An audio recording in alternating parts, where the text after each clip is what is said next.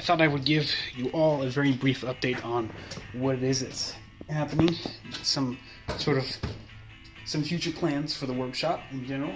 This is what is going to become a propane forge. We're going to put some legs on it, my dad and I.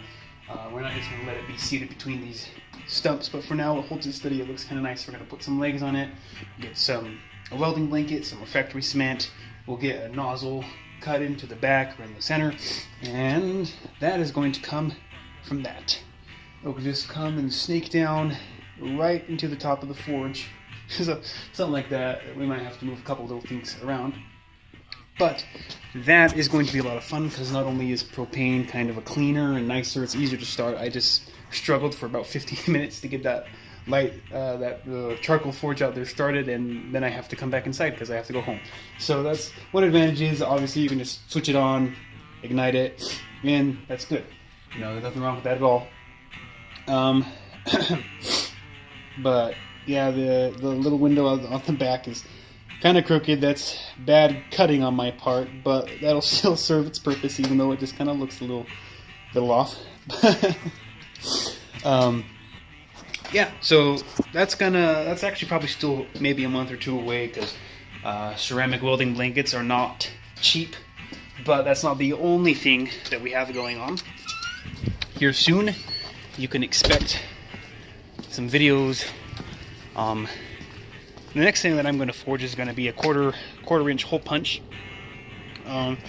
but I'm going to do it on this new anvil that I have nailed to the top of another stump. So for me, that's pretty close to about knuckle height, more or less.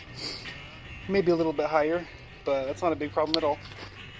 So I'm excited to use an anvil that is actually the correct size. Hopefully it'll save my back a little bit.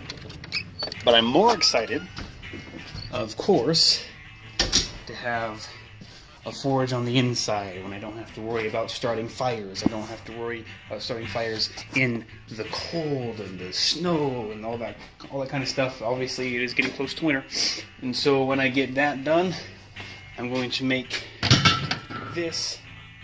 I have a couple holes there. I'm going to use one as a pritchel hole, and the other one, there you go, and the other one into a squared hardy hole. And that won't be hard for me to do really at all.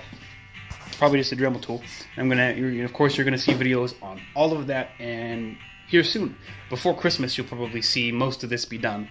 Maybe not the propane forge. That might, like I said, that might still take a minute because it's gonna take a while to acquire, to save up for the materials. But until then, this is Mr. Anomalous signing off.